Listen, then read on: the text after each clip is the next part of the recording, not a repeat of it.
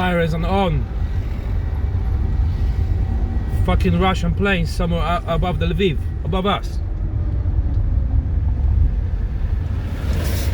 Fuck you, Putin. Don't you dare fucking hit my car, you bastard.